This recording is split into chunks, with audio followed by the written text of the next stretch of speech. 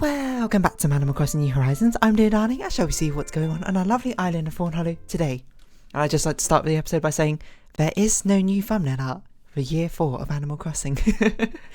I haven't even seen Avatar, I'm going to be honest, but I've been told so many times to watch it, but that will happen eventually as long as I do all the other and watch all the other things I'm meant to do.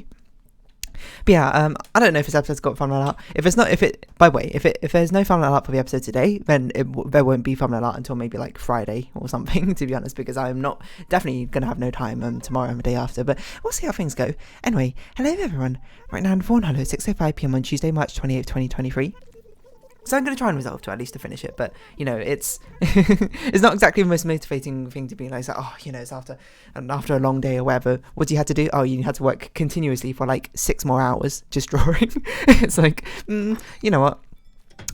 I value my own, livelihood and balance on things, so let's spread it out over a few days. But I believe it's fully coloured now. I just need to shade it, which is good. I don't actually genuinely remember. I think I might not have finished actually doing colouring all the environment stuff, but again, here's another hint. It's during like night time. It's during quite the dark, so I don't have to take as much care, I suppose, of putting all the details in.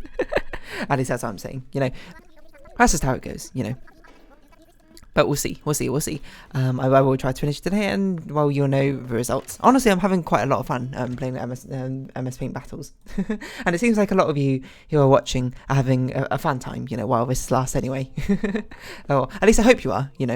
I hope you're not having like these passive aggressive comments being like, and how dare you not finish your thumbnail art? Because if you do, then just like, I don't know, stop. We're all here for good times and good vibes. That's not good times, not good vibes. But yeah. I haven't responded to comments for a while, so I probably actually I think I did respond to comments on a weekend actually, probably, which is better than I usually do. But perhaps I will respond to these comments. I've seen them, well, mostly, probably. I don't know. I shouldn't say that because I don't technically know if I've seen all of them, but I've seen some of them. Anyway, that's not what we're going to talk about today. I was actually going to talk more about holiday stuff, but then I didn't. And you know what? We're going to talk about something else today. And we're going to talk about end of service. Because, if you didn't know, sorry, I've got like some of my teeth. It's like some grape skin or something. But basically, there's this anime property, which I used to like when I was like 16 to, I'm going to say like 19, 20ish. I kind of stopped playing during university time, to be honest. But you know me, I like my gacha games, sort of. Like some gacha games. And I like idol music, I suppose, from Japan. Well, some of it. I don't say all of it, to be honest. Anyway, mainly I just kind of like the artistic designs of some of the cards in these games. Anyway, there used to be one which kind of sparks it all off, which is probably the most popular idol series known in West, at least. It's called Love Live. It might even be the most popular in Japan as well. I don't really know. It's not something I really follow much anymore, but back of a heyday, when it started out, when you started watching it, it was like, whoa, this is wild. There was a very nice community around it, but it has a mobile game, or had a mobile game, which is my first catch game, which I don't know if that's necessarily good or bad, and would I recommend you play it? No, for several reasons, but it had, there's your hint, that a catch game called School Idol Festival on the phone. Now, what is that game? What does the gameplay entail? It's basically just like a rhythm game on your phone, except for it has gacha elements where you pull cards, quote, quote, which are just basically illustrations. You might be like, that sounds really boring. Yeah, I mean, okay, at its core essence, it's not really much more than a rhythm game. But the point of these gacha games is not that they're like, oh, you're playing them for like, wow, this is the best gameplay ever. You're playing them for like, this is okay gameplay, and it's with a media property I like, sue me. Like franchises and media properties, which I like, I tend to like more than something without that sort of flavour or skin to it. But yeah, so I played this back in school. I think I started playing it because a friend from a year below me played it all the time or whatever, and I was like, why not check it out, that sort of thing. No, actually, I remember now. It's because I got recommended one of the songs from the anime in my YouTube recommended. I checked it out. I was like, this is like catchy. What's this? Maybe this is my next anime to watch when I actually, watched anime. And I remember no more, and it went down by a rabbit hole, and here we are today. Here I am playing Animal Crossing. That's made me who I am. But I randomly stumbled across the news that because I knew that this app was shutting down eventually. It was meant to be this year, but I stumbled across the news again. But apparently, it was shutting down at the end of this month, like the last day of its service, the 31st of March, and I was just sort of like, whoa, that is weird. Because I played this game for quite a while. Like, I think it must have been during GCSE times. maybe even before no, it must have been before GCSE times, I think. No, maybe it was around GCSE. So I think I started playing around somewhere around 15, 16ish. I can't really remember, teen years or whatever have you. And it was weird, you know. Being hit with like a sense of nostalgia, being like, whoa, this game, I used to play this game like every single day, and now I like don't anymore. Like I don't even play my current gacha games as much as I used to play that, mainly because there was no like auto systems in that game or anything like that. You actually just had to manually play all the time. And I thought it was great, you know, like songs and all that sort of things, and now I don't even think about it, and it's only like stumbling across a random like Reddit thread or something, I can't remember, where it's like, whoa, this time it's shutting down like in 3 days, and I was like, whoa, I still have it installed on my phone. So I did what every sane person would do. No, obviously not what a sane person would do. And I don't think a sane person would still have the app on their phone, but I opened it up again, and I was like, you know, let's like get it patched, get it up to date, and let's play a few songs on it, you know, let's reminisce. They have like campaigns going on right now where it's like, thank you for end of service, so they're giving away like ridiculous amount of pulls. They have like banners where there's a 30% chance for ultra rare, whatever. I pulled them and I was like, I don't know what any of these cards are anymore. And I actually looked at it, I was like, who are all these new characters? I didn't even realise they introduced so many characters. Back in my day, it was just Mews and Aquas. But yeah, I played it, and you know, I just played a few songs here and there. I do not know how on earth I played that game for so long, to be honest. Not that it's like it's like fine as a rhythm game, but it's so unclear as a rhythm game, you know. After playing, you know, yeah, like, you know, I play Cinderella Girl Starlight Stage, and that's not even like that amazing, I would say, rhythm game, but it's a fun rhythm game. Mostly it's kind of cool with, again, it's they have very constant updates of those, but that's something. But I'm gonna say, if you want to play like a rhythm game on your phone, you should probably play Project Sekai. That's probably the better one. One, it's got an actual English app version, and two, it's actually pretty good. A lot of the card art is very, very cool. But it's so weird, like playing this Love Live one, being like, I can't see anything that's going on, I can't read what's going on because everything looks the same. And playing it, like, I don't know, I don't know how to describe it. It's like a sense of nostalgia for something, which, you know, you know me, I tend to have a sense of nostalgia quite a lot from these sort of things. But it's especially weird, I suppose, seeing it for this, because I suppose this is something which I, you know, played a lot. I suppose I'm going to get a similar sort of feeling when I stop playing League of Legends for like the final time or something, or when I don't know. But this was something which I actually did, like, I played every single day for a very long time. I say very long time, like a couple of years or something. So it was just like playing it again. It was just like a very weird experience. Like I saw a Tumblr post, I can't remember recently, it might have been like a couple of months ago or something, where someone was just like, have you ever had that experience where you like interacted with something which you used to consume like every day, all your thoughts every day for like one period of your life, but now you never even think of again? And it's sort of just like the weird sense of nostalgia you get from that. I can't remember exactly what post says. I basically got that from playing the game again. I was just like, wow, this is so weird. Like, I used to play this game all the time, and now I just don't.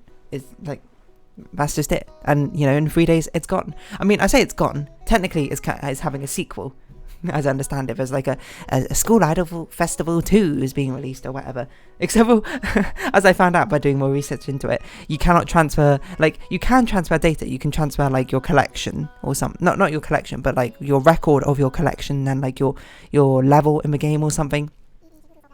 And other stuff over to the second game. But then you can't do it if you're from Europe because of like the GDPR laws, which is, you know, okay, data protection laws, fair, but you, sort of listening to that just made me go like, you didn't plan for that?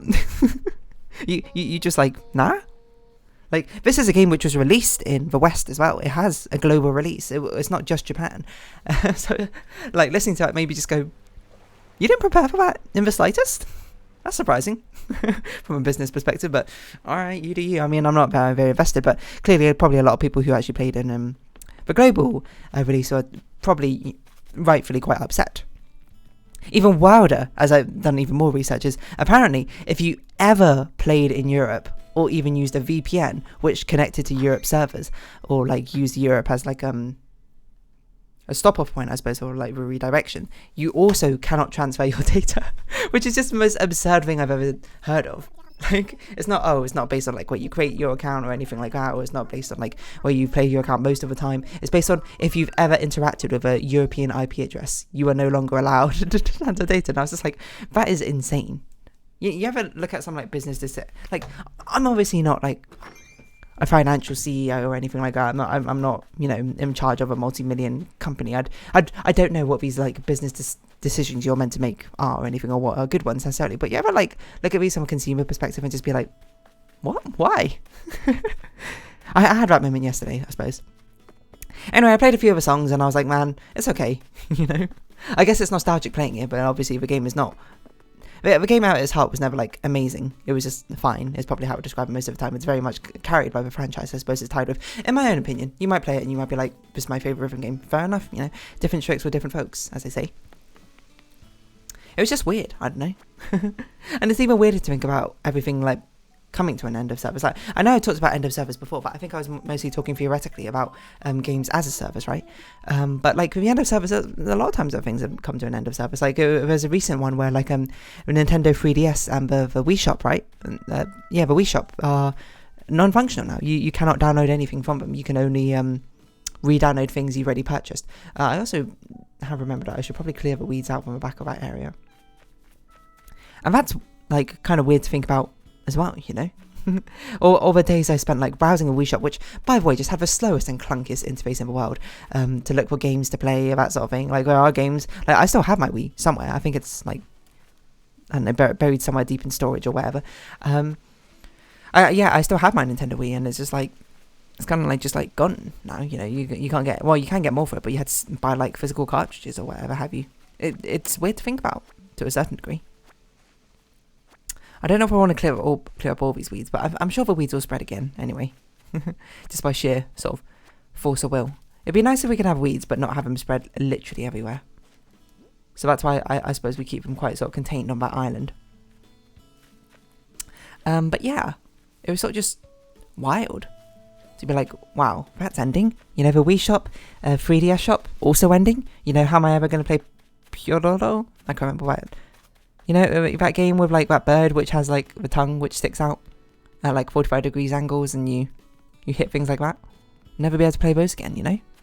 Wild, huh? Well, I mean you can, but you had to do like, what's it called when you like crack the 3DS? I can't remember, but it was like a name for it. Yeah.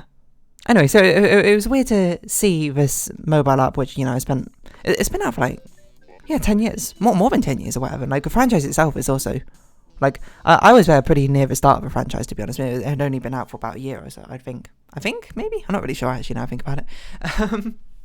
That might not be true actually, you know. Scratch that. I don't think that's necessarily true in Recitus, but it was just sort of weird, you know, just like opening up again and being like, wow. And I'm gonna have that experience over and over again, thinking about like the games I play now. Like at some point, Genshin Impact, it's not gonna be like supported as a service anymore. I hope at the very least it'll be a game which you can play offline, but I somehow doubt it. You know, not that I'm just like the game is like I'd play it all the time if I could download it offline or anything like that. But just like, I don't know. Sometimes I get nostalgic, you know. Or not boosts, but like waves of nostalgia where I'm like, you know, maybe I just fancy like playing a game which I can't play anymore, I suppose. But I suppose that's just the give and take of, you know, things as a service. Limited edition, you had to play it now, obviously not. You don't have to do that, but I don't know. I guess it was just a strange experience. I'm trying to think of this as the first game like as a service I played which has ended its service.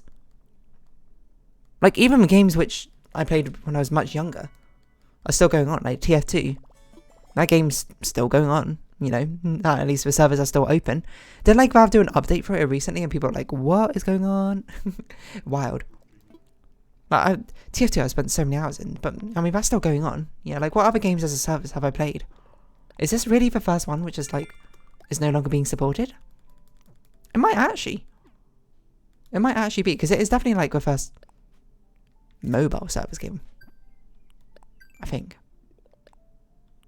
Like even Neopets are still going on, if you can believe it.